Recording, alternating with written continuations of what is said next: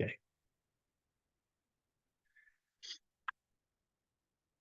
With the brilliance of your wisdom, O compassionate one, illuminate the darkness enclosing my mind, enlighten my intelligence and wisdom, so that I may gain insight into the Buddha's words and the texts that explain them. So with that invocation that you could say creates the auspicious conditions for some glimmer of intelligence breaking through, some degree of prajna, then the topic that we're presently discussing is then the paramita of discipline. So in the context of the 9th chapter, which is all about the application of the Bodhisattva vow, then we are looking at the bodhicitta of aspiration, the intention to fully embrace the mind of awakening, which really constitutes, on one hand, the wish to establish all beings at the level of perfect enlightenment, and on the other hand, also understanding a much greater vision of reality. And that's really what defines, you could say, the Mahayana vision, is the greatness, you could say, the unlimited scope of the Vajrayana, of the Mahayana. Now, with the aspiration, then comes the application. So on one hand, there's the wish. The other hand is the actual engagement. And so the bodhicitta of application is generally taught in terms of the 6 paramitas: generosity, discipline, patience, energy or diligence, meditation, and prajna, wisdom. So we're presently looking at the 2nd discipline. And in there, we are having some quite particular discussions around the phenomenon of vows, which is absolutely essential when we are practicing the path.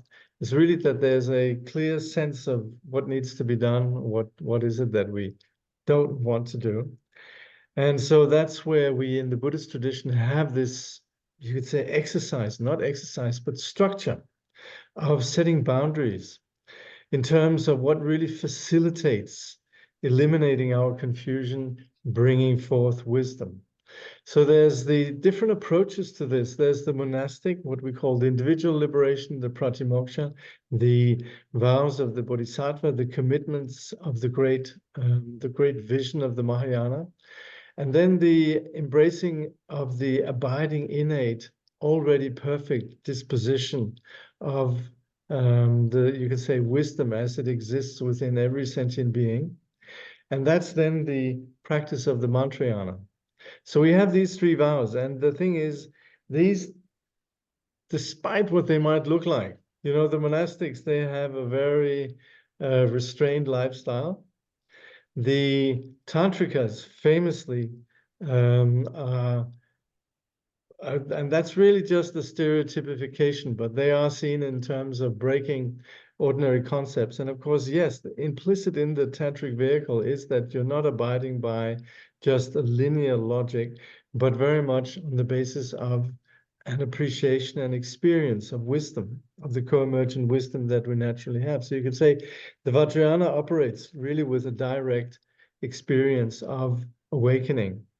So these 2 approaches might look very different. And of course, also the bodhisattvas, they're also not necessarily monastics. But the thing in the Tibetan Buddhist tradition, and which of course the Tibetans had inherited from the Indians, is the practice of integrating these 3, that they're not necessarily seen as being standing in opposition. And that's where there are ways in which these vows are seen as being integrated. So we've looked at a few approaches to this. And of course, some of it might be a bit specific, and some of it maybe might not seem immediately relevant for us. But at the same time, I always like to think that what we're doing here is really has a lot to do with actually appreciating the greatness of the traditions, of the tradition, because what we inevitably have as practitioners and recipients of the the tradition, is really a situation where very often we encounter monastics, and we ourselves are, you could say, bound to a certain degree of discipline, however we choose to do this. So in this way, it does make sense. I should also humbly say that there are aspects of this which I would say I'm not entirely, you could say I don't stand on firm ground in terms of perfectly understanding this. But nevertheless, I think the study is immensely valuable. So let's read this together here. Right now we're looking at 6 different ways in which these 3 vows of the monastics, the bodhisattvas, and the tantrikas, 3 ways in which these 3 vows work together. So we've looked at three ways, and we're now looking at the last 3 ways. And let me just see here. The stanza that the commentary is about is stanza 63. So it says, others differentiate the vows according to the time and circumstance wherein they are relinquished and received. Some say the vows remain distinct, like copper coins stacked one upon the other. Some say that they are of different strength. They are like the sun and moon and stars, whose light is not diminished when they are eclipsed. So these are some, you could say, internal discussions within the tradition of the vows, of how these vows work together. So we looked last time at various ways. For example, some would say that the individual changes as the vows are practiced. We would say the foundational vows of the monastics, they then naturally, organically grow into the vastness of vision that goes beyond just the monastery, which is the vows of the bodhisattva. And then again, the vow of the bodhisattva organically grows into the vow of the Vijayadhara, or those who carry wisdom, embody wisdom. And so you have ways in which these 3 levels are interpreted. So here it says then, with regards to this 4th one, it says, the vows may be distinguished in terms of the time and circumstances in which the vows are taken and relinquished. It may be said perhaps that this is the general view of the Kajupas, for they affirm that the vows themselves each possess a distinct nature, because the rituals in which they are taken, differ from each other, and because they are relinquished in a variety of circumstances of time and cause. Okay, so as you know, probably the Kagyu tradition is one of the 4 big traditions in Tibetan Buddhism. Comes down from the great saints Tilopa, Naropa, and then the Tibetans Marpa, Milarepa, the Karmapas, and so on. So they're very big. And they have then a particular way where they're then saying that, okay, the way that the monastics take the vows is very different from the way that you take the bodhisattva vow. So they would say that when you've been practicing in one way, then you go on to practicing the next. That's one way of seeing it. Other authorities, however, interpret this as meaning that when the higher vows are received, the lower ones are relinquished. So that's where we would say, okay, you received the bodhisattva vow, you no longer necessarily have to abide by the monastic vows. Nevertheless, says Kangyur Rinpoche, this kind of distinction, they say, is not to be taken at its face value. It was made with the specific intention of keeping people of limited capacity on the path of liberation. So that's where we would say this kind of like, that they're taken together, this could be something that could be a problem. It says here, in the early stages, one is obliged to speak like this in order to cater to persons such as the sage Surya Ratha, who through sheer narrow-mindedness rejected the profound meaning. Okay, so you could have great sages who nevertheless somehow are a bit narrow-minded. And so that's where he says here, it is like suggesting that it would be better for such people to engage in the Mantrayana at some later stage. So that in some ways is fairly logical, but it says here, when hearing about the teachings of the Mantrayana, some people entertain wrong views and reject it, thereby create the cause of falling into the lower realms. In order to prevent this from happening, one should introduce them to the tantric teachings only at a later time. So that's where, you see, in Tibetan Buddhism, you could say the three vows are very integrated. You have monastics everywhere in the Tibetan culture. You have tantrikas everywhere. Vajrayana teachings are widely available, and yet the monastics, they don't necessarily have a problem with very often you have monastics that are students of masters who are tantrikas. You have celibate monastics who are students of married lamas. And yet that doesn't necessarily seen as a problem. And also the way that the view on reality that we have it in the tantric vehicle, which is essentially seeing the world in terms of its innate purity, is very different from the way in which the Vinaya and the monastics, they would see the world in terms of a place that's a bit threatening and that we stay away from because it's toxic. So there's different ways, and that's where in the Tibetan tradition, these are not really seen as constituting a big conflict. Whereas if we look at it, you could say looking at it in terms of the principles, they're very different.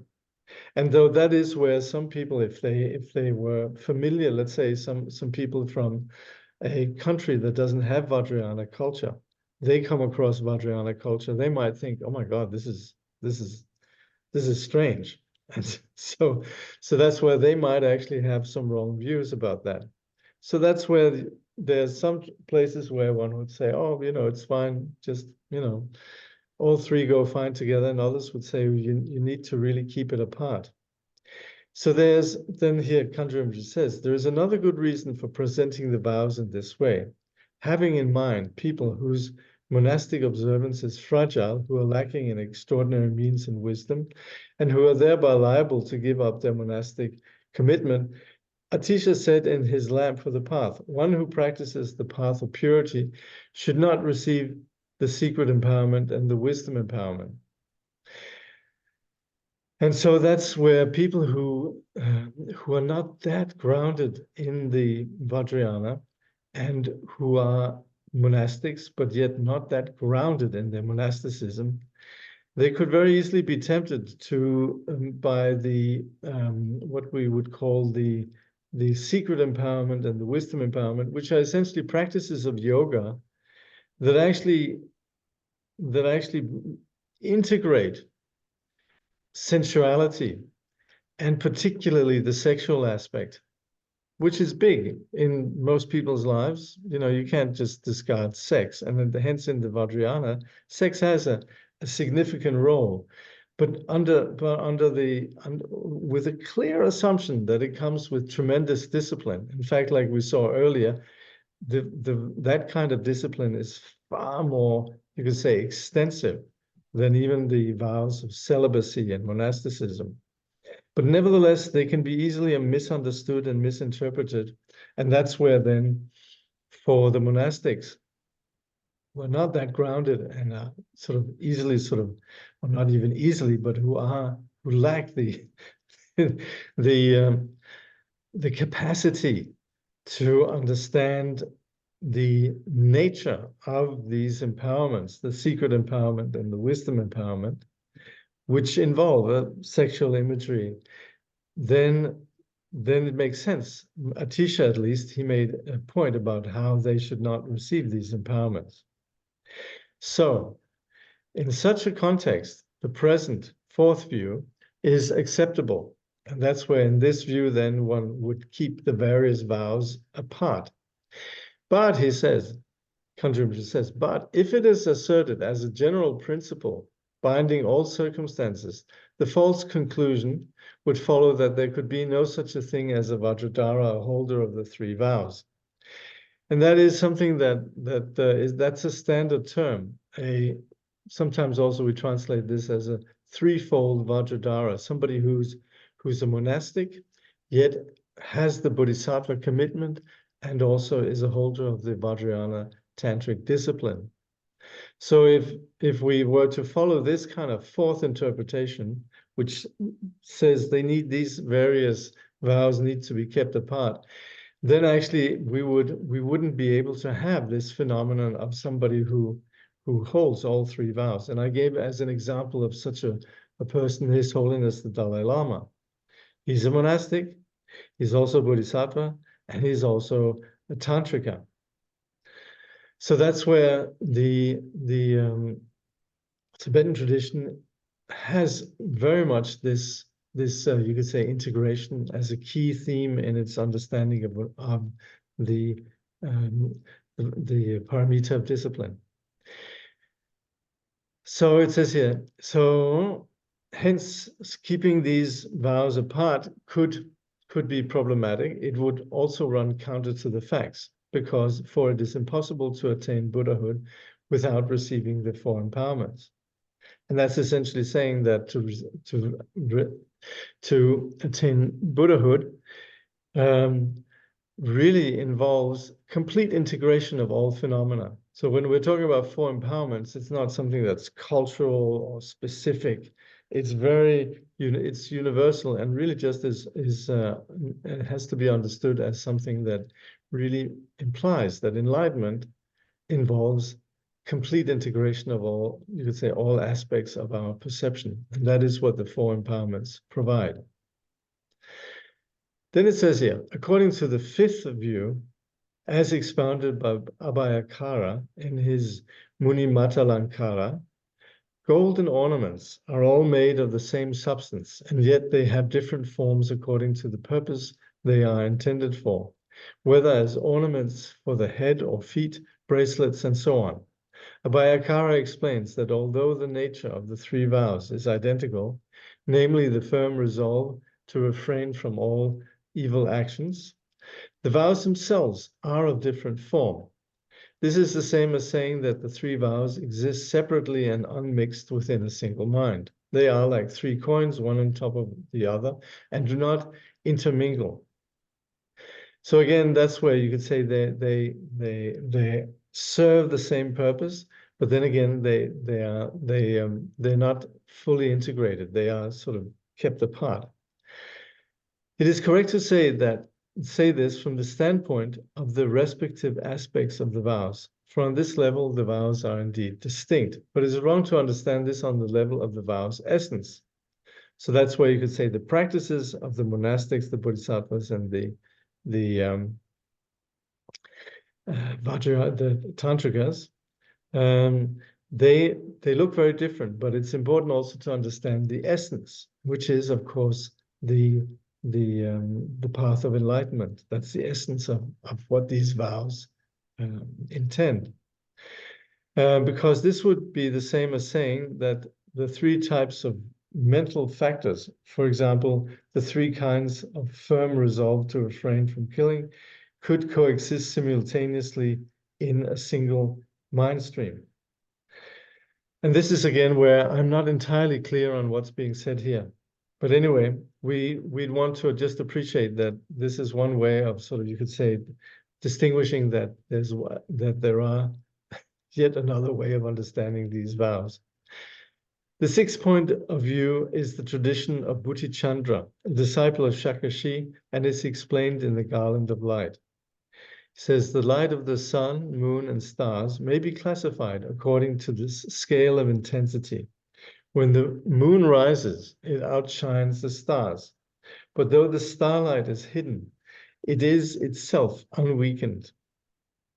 It is not annihilated and remains a distinct light. The same thing is thought to occur when the higher vows are received, the lower ones are outshone and, as it were, eclipsed due to their difference of strength. But they're still there, they still have a power.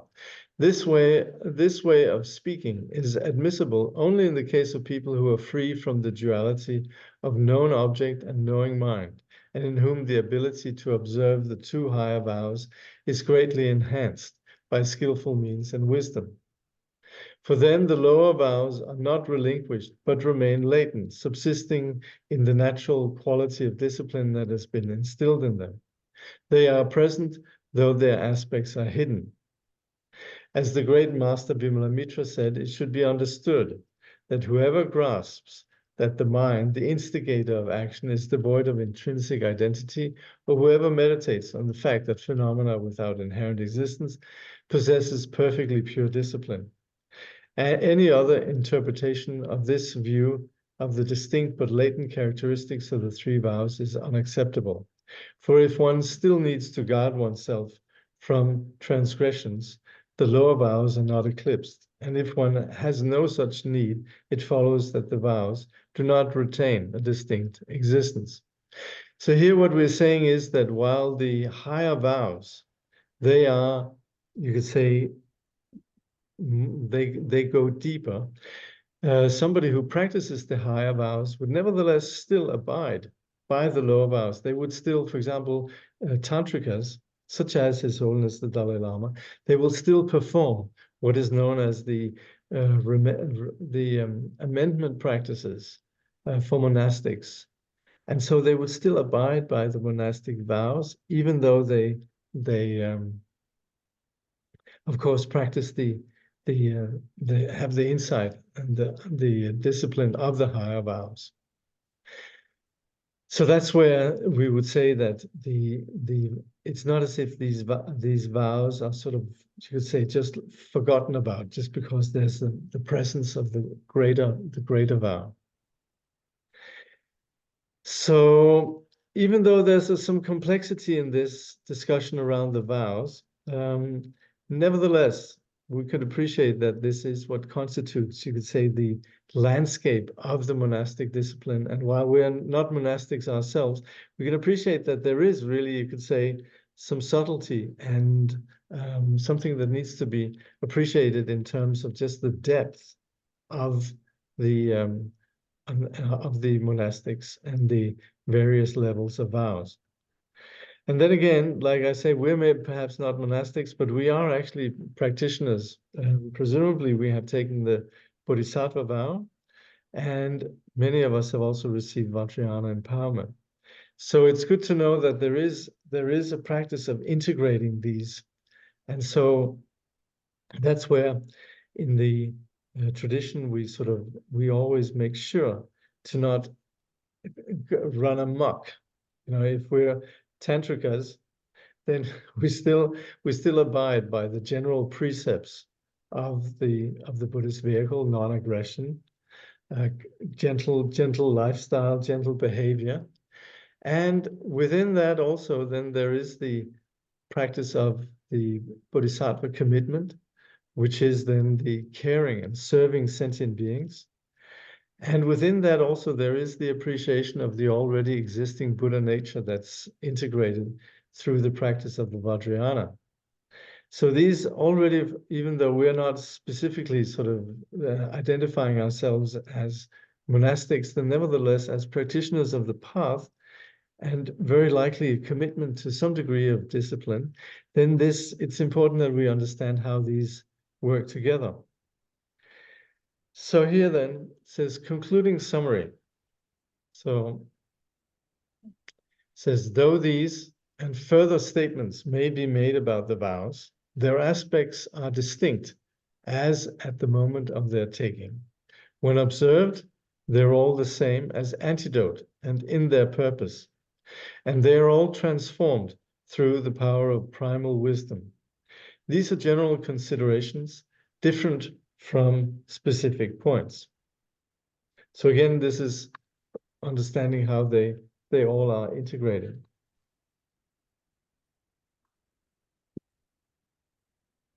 So Kangyur Rinpoche says, it is the nature of the ordinary mind to fabricate thoughts, and words and expressions proliferate accordingly. Therefore, any examination of the way in which an individual can observe the three vows together naturally gives rise to endless assertions. Okay, this is simply just saying it's human nature to begin to speculate about you could say, the details around these things. They can all, however, be condensed into the following principle according to the teaching of the four reliances. So the four reliances, what is it again? They are do not rely on the individual, rely on the teaching. Do not rely on the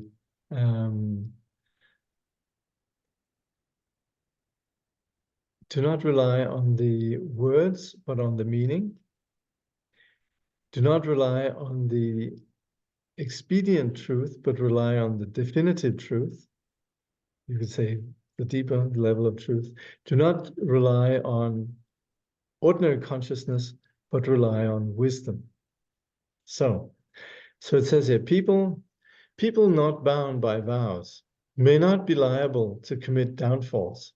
And that's an important point, actually. If you don't have a vow, you see, this is interesting.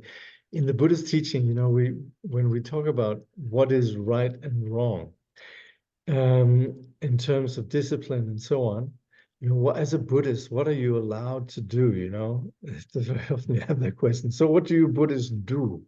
You know, and that's where, in fact, actually the whole point of the Buddhist teaching is awakening. So I mean, the doing could very often be skillful means for sure, and things like the vows. But a Buddhist as such, there's not like a single thing you could say, oh, this is what Buddhists do. You can maybe say, well, Buddhists practice nonviolence and so on. But it's important to understand that when there's vows taken, it's only those who take the vows that then are bound by them. It's not like everybody has to abide by the monastic vows or the bodhisattva vows. That's entirely up to the individual. You don't have to be a bodhisattva. You might not want to help other sentient beings. So that's where then you just don't take the bodhisattva vow. But the thing is, then but the implication is then if you haven't taken a vow, well, then you're not going to have downfalls associated with it. The thing is also you then don't have the benefit. You know, there's tremendous benefit from actually saying, I'm not going to do this and then sticking to it. It gives a lot of strength. So all along in the Buddhist path, there's plenty of mention of vows, but it's all about, you could say, it's all voluntary. But again, understanding the value of it, then it makes sense to take them. Anyway, individuals, what does it says here? People not bound by vows may not be liable to commit downfalls, but they're also incapable of extraordinary merit. Actually, Kangyur Rinpoche, he talks a lot about the value of taking a vow, since when there are things that we do anyway. For example, we might not never eat, you know, this is the kind of example that Rinpoche will give. He says, you might not think of going to McDonald's. You know, you might say, I don't want to eat at McDonald's. Well, then we take a vow, I will not eat at McDonald's, which is very different from just not eating there. Or you might be someone who naturally is a kind person. Well, then you take a vow, I will not harm anyone. Then there's tremendous merit in having made that commitment, rather than it just happening naturally. So that's where there's a lot of value in terms of establishing these, you could say, principles in one's being on the basis of taking a vow. So that's where then it says here regarding vows, their positive actions will generate what is called intermediary merit and will not lead out of samsara. So that's positive actions. Those who strive for liberation must first receive the vows, and like farmers apprehensive of droughts and hailstorms, they must observe the vows correctly and be careful not to break them. So that's why the foundations really of the path has so much to do with, you could say, observing these vows. Earlier in the section describing the rituals for receiving the vows, it was explained that on the level of their imputed existence, let's see what that's supposed to mean. Tired. I confess I'm not entirely sure what that should mean. They all possess their distinct aspects and should be observed accordingly. Okay, so you take, for example, a vow of refraining from killing or stealing and so on. They all possess their distinct aspects and should be observed accordingly. That's where we then, you know, abide by that. And when emphasis is placed on one or other of the three systems of vows, there is no contradiction between them, provided one proceeds in such a way that what is to be discarded is duly repudiated and the specific purpose of liberation is respected.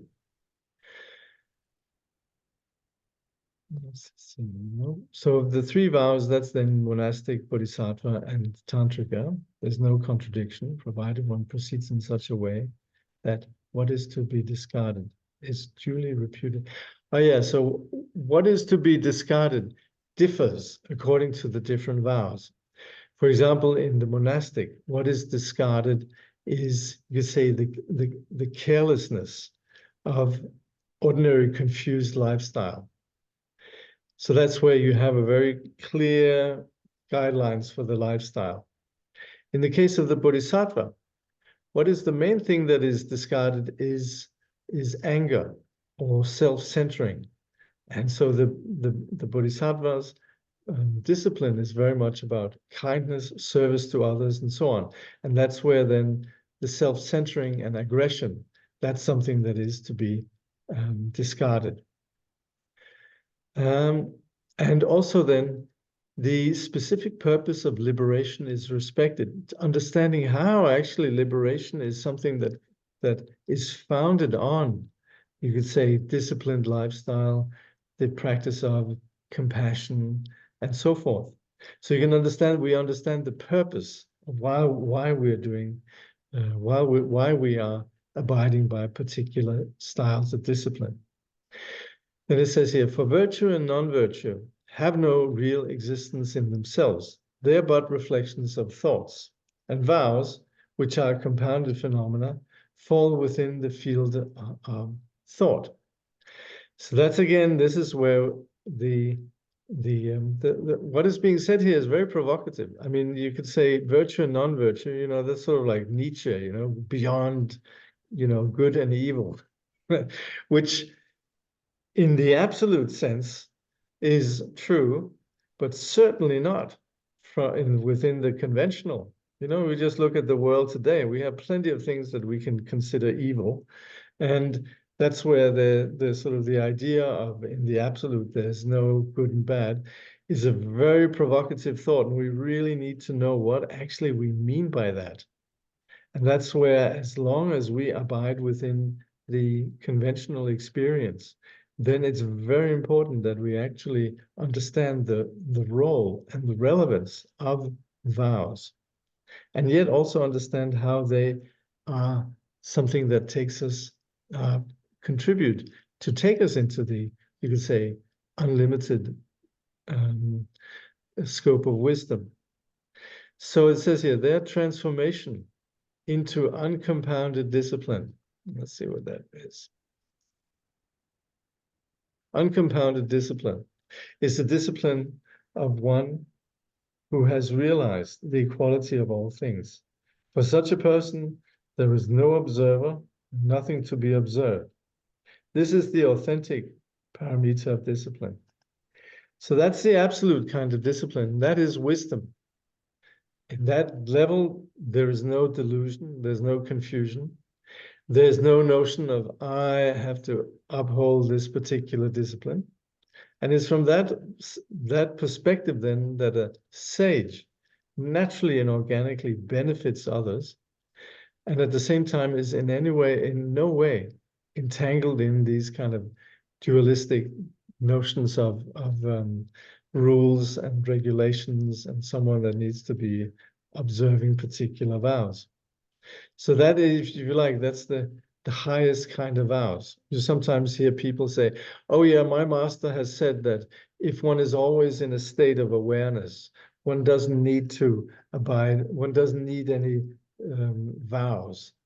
And that, of course, is true enough if one is in the state of the Dharmakaya, for sure. At the same time, if we're not in the state of the Dharmakaya, then that is where it's necessary. So that's where there is a very high, you could say, ultimate understanding that applies with regards to the vows, but also a very real understanding of the conventional the conventional conditions that need to be present in order to realize the absolute. So it says here that their transformation into uncompounded discipline occurs through the power of extraordinary wisdom, free from every concept of vow or the absence of vow, and which arises when the discursive activity of the eight consciousnesses blends with the ultimate reality, and the absence of extrinsic existence is realized. So that's where then the transformation from, you could say, the rules and regulations into complete liberation occurs when the practitioner, on the basis of, you could say, the framework of their vows, engages then in the extraordinary wisdom, free from concepts, which of course is the scope of the practice of meditation. So someone who is deeply realized through the practice of meditation, through the practice of integrating meditation, and so on, in this way has sort of arrived at a place where ordinary dualistic notions fall away. Yes, at that point, then there's no notion of a discipline that has to be observed as such. So that's where we could say the vows then ultimately, they're a bit like what is it again? We say it's like when you have water in the ears, you can get it out with putting some more water in the. And so similarly, you can say the dualistic situation is ultimately remedied on the basis of dualistic practices. So that's what we call skillful means. And here then Kangyur Rinpoche says, all this is explained in the sutras. The 6 points pertaining to our tradition regarding the distinct aspects of the 3 vows and so on are general considerations. More specifically, it should be said that unless a particular attitude arises, such as the determination to free oneself from samsara, the vows lack true authenticity. And that's again where we're saying if you take the vows, they really have to be based on a genuine interest, a genuine determination. And that's what we then refer to as renunciation, or the determination to free oneself from samsara. For authenticity does not automatically come from merely receiving the vows. So, just having received the vows is not going to do anything. Having received empowerment, for example, I've received this empowerment, that empowerment, so on. Yeah, you could have been there and you received somebody put something on top of one's head, and it still doesn't really provide authenticity. It really, really has to come from an attitude from within.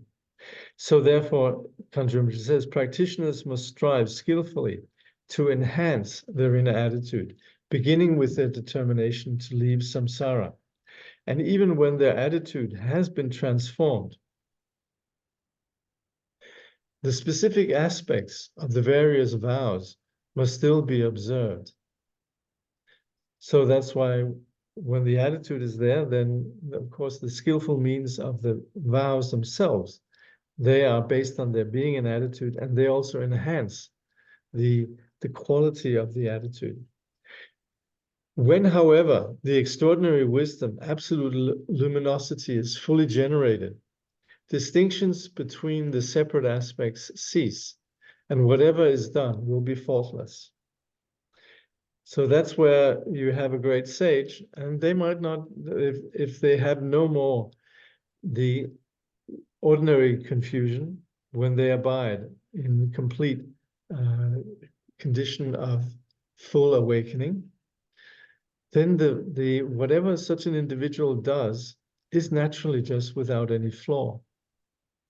So that's where you could say the rules don't apply. And this is also where we talk about crazy wisdom. Sometimes crazy wisdom is understood in terms of, oh yeah, you just do whatever you like. That's not at all the case, That's very often how when the media, when they talk about crazy wisdom, then they would just talk about some idiot who behaves in an awful way and then says, oh yeah, it's just crazy wisdom.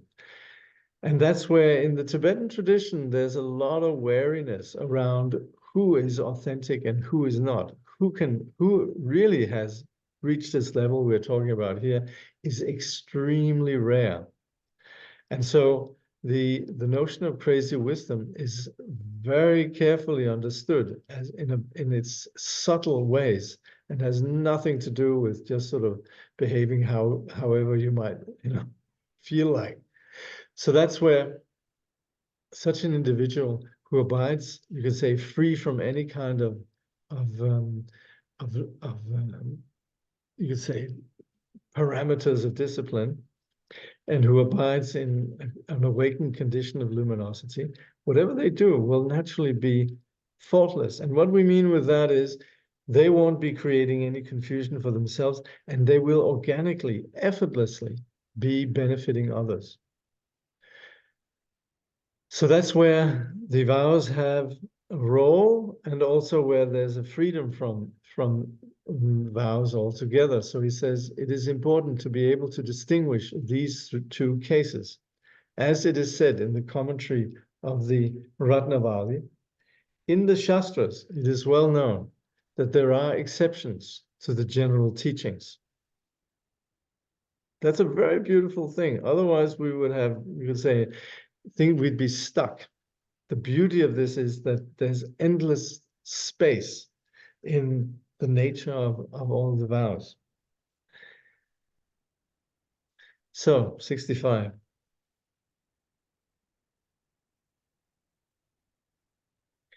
For those who claim the aspects are transformed, no redress is possible. For when a downfall has occurred in terms of pratimoksha, repairing it accordingly can have no sense, because they say the vow has been transformed and there's no need and it is out of place. To mend the fault according to a higher vow, in terms of which no downfall has occurred. Okay. When the river flows into the ocean, they are all united and become salty. But while flowing in their different courses, they are not mixed. In the same way, the three vows are different ways to embrace happiness and banish suffering, the fruits, respectively, of the virtuous and non-virtuous mind, the origin of all action.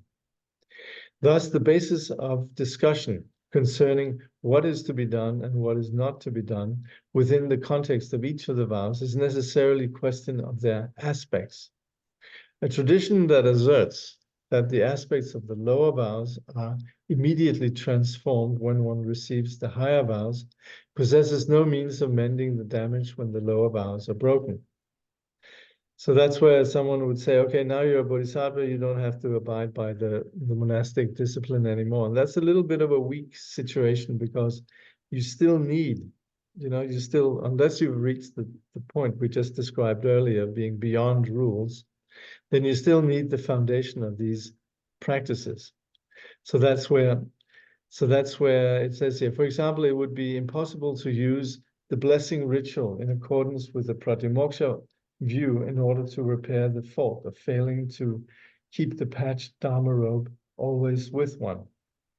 So that's where there are particular vows that come with particular ways of, you could say, amendment if the vows are broken.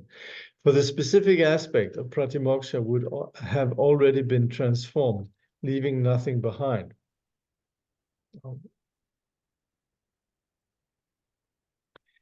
There would, in fact, be no downfall to repair. It would be impossible to remedy the fault from the point of view of the bodhicitta or mantrayana vows, since at this level, no downfall would have occurred. And so that's why when vows are repaired, they're repaired according to their particular context. The monastic vows are repaired with the rituals of the pratimoksha or the monastic ordination. You can't repair a monastic vow with the bodhisattva view of bodhicitta or the vajrayana, mantrayana vows. Simply because from the bodhisattva point of view or from the mantra point of view, the particular discipline of the pratimoksha actually doesn't apply. So any idea of reparation would be out of place, and in any case, no provisions have been made for it. To recapitulate, the Vibhashikas assert that the vows are imperceptible, substantial forms, the product of perceptible actions of body and speech.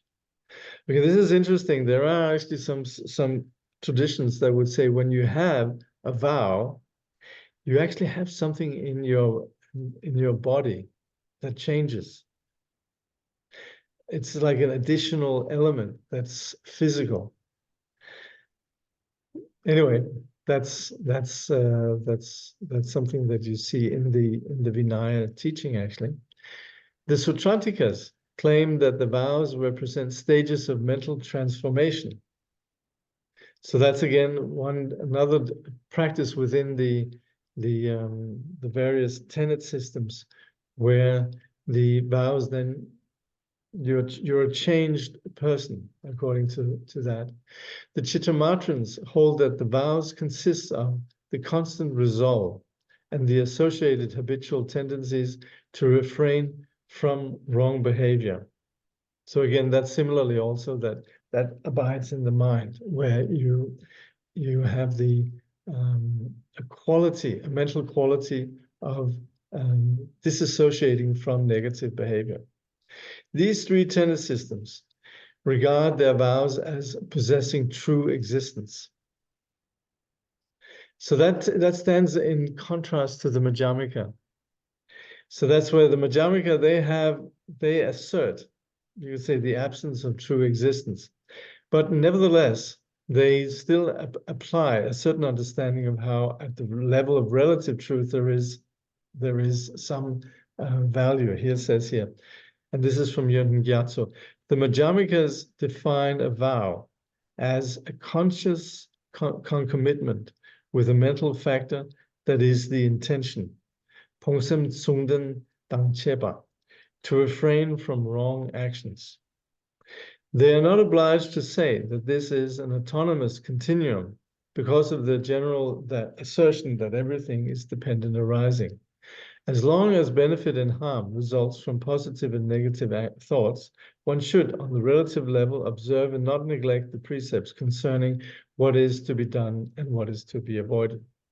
So again, here the two levels of truth apply, where in the absolute, yes, there's nothing substantial. Nevertheless, there's tremendous benefit by abiding according to what is beneficial and avoiding what is harmful. The fact of entering the Mahayana, receiving empowerment, and practicing the corresponding paths does not automatically mean that one gains a perfect knowledge of emptiness and compassion, and thus the ability to render defilements helpful for the practice.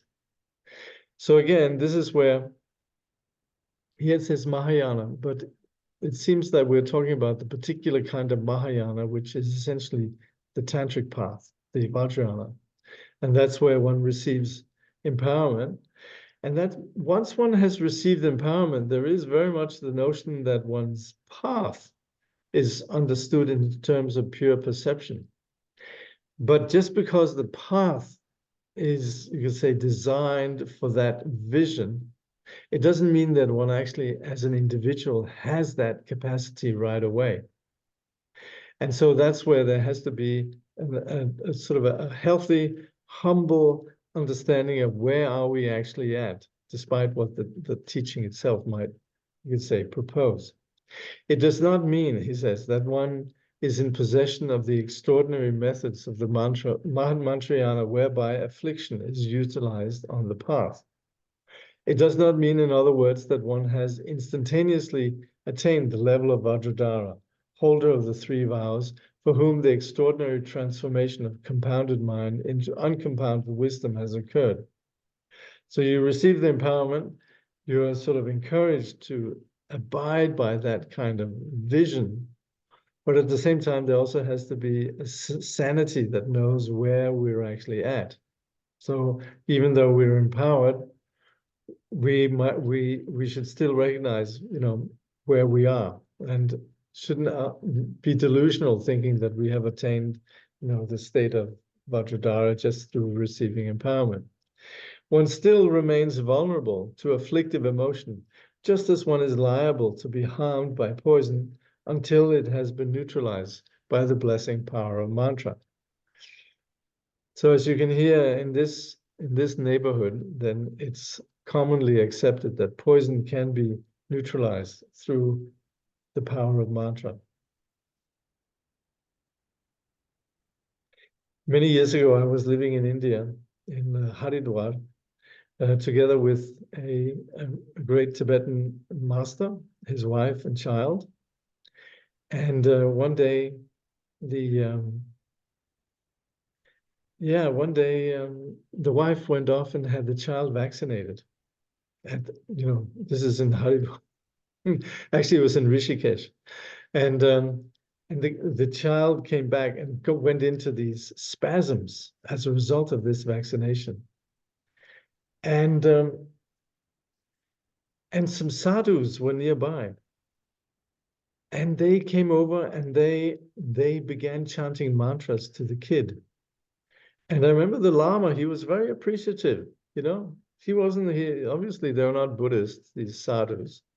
But the Lama was very appreciative of what they were doing, because there's general recognition that some of these sadhus have have incredible powers actually on the basis of mantra. So these sadhus held a little baby. He was maybe 5-6 months old or something, and it helped. The kid pulled through.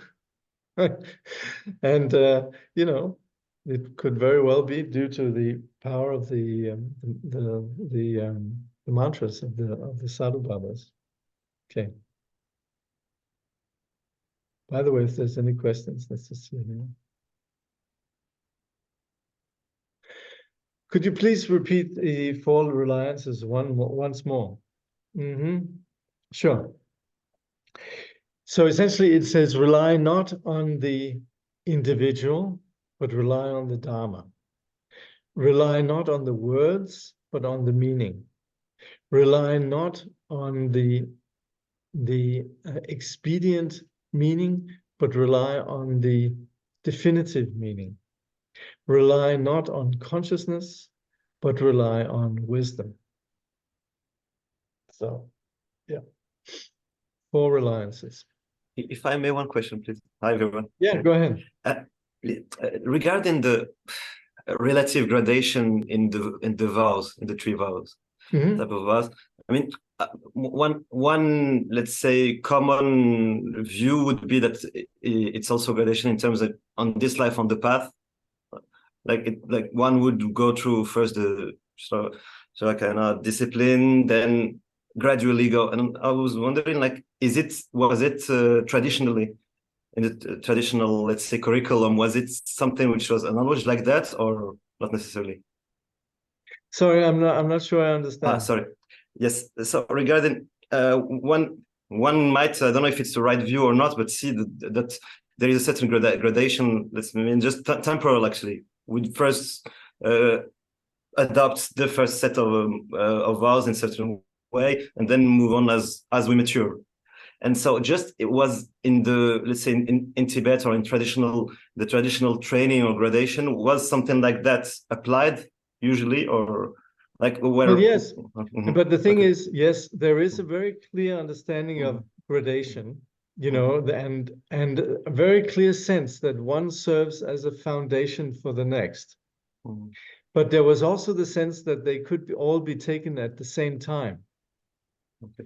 So you could very well have, the typical monastic in Tibet would be also take the Bodhisattva vow and would also receive empowerment. The monasteries, even though they are, Tibetan monasteries, even though they are in principle abide by the monastic vision, then they all practice the Mahayana and the Vajrayana. So it's all very much integrated and practiced together. Does that make sense? Yeah, it does. Yeah. Okay, good. Thank you. Yeah. Yeah. Okay, let's try to do one more here before we end. So it says 67. Vows are rendered pure by attitude of mind, and attitude is purified by yoga of the deity. When this in turn is cleansed through mastery of primal wisdom, precept marring downfalls, entities endowed with their own features, subject to both birth and to cessation, are no longer apprehended. Then there's no gain and there's no loss. Okay. So it says here then, if one's attitude, it is one's attitude that renders the vow pure and authentic. And that's what we looked at before. If we receive the vow, we might just receive it because we've been told we should receive it or whatever, or it's culture or blah, blah. The vow only really becomes valid when there is you could say, internal commitment. So that's where the attitude is essential. When the determination to free oneself from samsara occurs, the pratimoksha vow becomes authentic. Again, here, Padmakara, they use the determination to free oneself for what very often is translated as renunciation. But it is really this nginjung in Tibetan, which just means to be clear that one no longer wants to be stuck within the condition of confusion, samsara. And that's where then the monastic or pratimoksha vow becomes authentic. When true aspiration to accomplish perfect enlightenment for the sake of others occur, the vow of bodhicitta likewise become authentic. Again, we could very well be present when the bodhicitta vow is given, and we sort of goes in one ear and out the other. So really, the value of it and the authenticity of it lies in the attitude again. It says, but even a person who has these two attitudes will still consider phenomena, the aggregates, and so on as impure, adopting and rejecting accordingly. Okay? So that's where we might, of course, still have these noble aspirations, but we might still have, you could say, the cognitive obscuration of thinking phenomena are solid, self is solid. The aggregates, meaning the skandhas, body, the feeling, concepts, impulse, and consciousness, and so on, what we call the skandhas, we might still consider them as they're filtered through our confusion, and that's what we call impure perception. And when we have that kind of impure perception, we're basically solidifying phenomena and understanding them in an incorrect way due to our confusion. Then, of course, we have the whole practice of seeing things from our vantage point. And then there is what we call adopting and rejecting. That's only normal. But the thing is, that is still, you could say, founded on confused projections. So that's where it then says, to overcome this kind of discrimination, it is necessary to consider that the three seats are mandalas of deities and to master the yoga of the generation stage. Okay, here we're going into the Vajrayana, because they're saying even though you might be a good monastic, you might be a good bodhisattva, but you're still held by this ignorant view with regards to phenomena, apparent phenomena.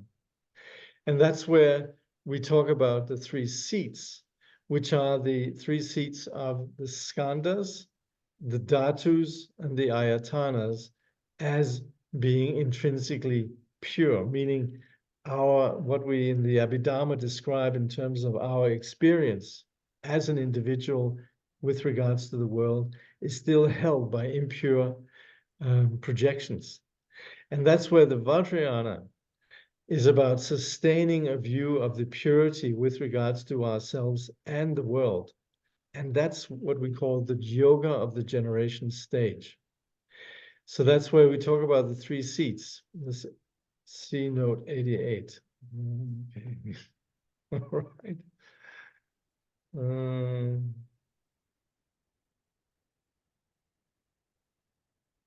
Actually, I'm just going to skip that one because this is fairly familiar Vajrayana material, but it is really to understand that the skandhas, what we think of in terms of our individual reality, and also the solid world out there,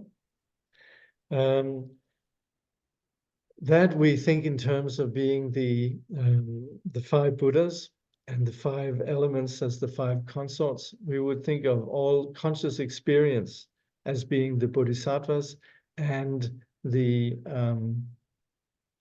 and consciousnesses in terms of the subject being the male bodhisattvas, the perceptions of the consciousnesses, these being the female bodhisattvas, and also what we call the four extreme views in terms of thinking in terms of the 3 times and the 4th time, and also thinking in terms of existence, non-existence, both and neither.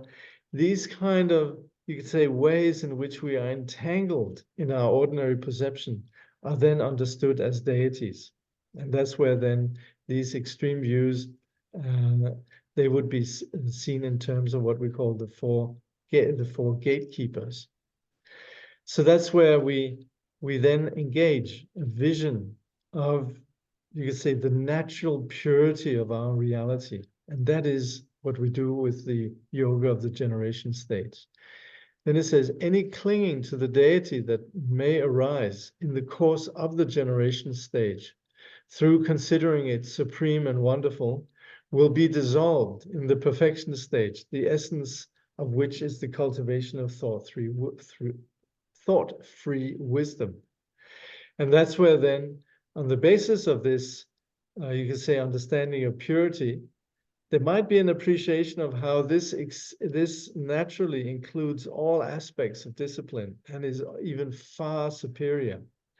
So we might have that kind of attachment to the method, but that conceptual pride, or the conceptual, you could say, just being very pleased with oneself, is dissolved then in the with the perfection stage, where the reference point of the mandala, the deity, and so forth, is left in a space free of reference point. Through that's then what we call the perfection stage, and that is, as it's described here, is the cultivation of thought-free wisdom. When the realization of this wisdom is fully perfected, the yogi becomes like space, impervious to defilement. So for such a person, there's then no longer contaminated by dualistic conceptions. For the yogi, there are no more breaches of the precepts, downfalls of the kind that earlier had been caused by the afflictions experienced in the ordinary way, and which are phenomena on the level of relative truth, subject to origin and cessation. The reason for this is that for such an individual, ordinarily experienced defilements and actions no longer occur. Virtuous thoughts cannot benefit such people by bringing them a further increase in spiritual qualities. Evil thoughts cannot harm them, nor cause them to degenerate through failure to apply the antidotes. So it would say such a person that we're talking about here, which is the, you could say, the supreme practitioners of yoga, and such persons do exist. It's very important that when we read this kind of stuff, that we don't think, oh, well, that's sort of a fantasy. There are really individuals like that, and these are the persons that we very often venerate as great individuals. They might be, you could say, visible as persons that we call Rinpoches or Tukus or masters of various kinds, but they might also be invisible. There are lots of persons that might never be famous or known or anything, who have these qualities in what we call hidden yogis. But it's important that we appreciate that this is for real. And so in the tradition, like Kangyur Rinpoche, who's explaining this within the context of persons who actually do practice this kind of yoga, that this vision here really is intended to be pursued. and is not just sort of a, you could say, a sort of a hypothetical proposition that nobody really believes in. So that's where this kind of going beyond, that's where we can talk about really going beyond good and evil, and where we can talk about true, you could say, this great quality of what we then call the sky-like. What is it, a sky-like yoga? Anyway, on that note, I think on that upbeat note, we'll conclude for today. Let's see if there's any questions. No questions? Okay. Okay. Let's just see here. Oh.